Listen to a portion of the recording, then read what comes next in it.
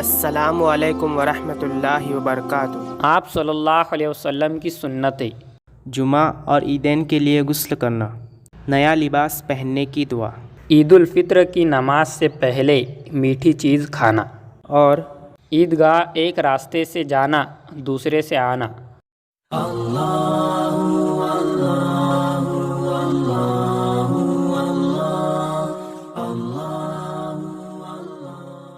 جمعہ اور عیدین کے لیے غسل کرنا۔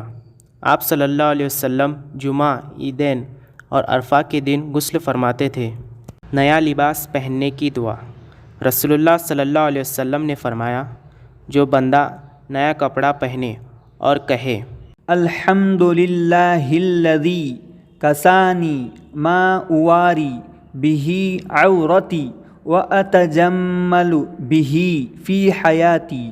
ترجمہ: تمام تعریفیں اس اللہ کے لیے ہے جس نے مجھے وہ لباس عطا فرمایا جس سے میں اپنا جسم چھپاتا ہوں اور اپنی زندگی میں زیب و زینت حاصل کرتا ہوں۔ پھر اس دعا کو پڑھنے کے بعد پرانا لباس صدقہ کر دے تو وہ زندگی میں اور مرنے کے بعد اللہ تعالیٰ کی حفاظت و امانت میں رہے گا۔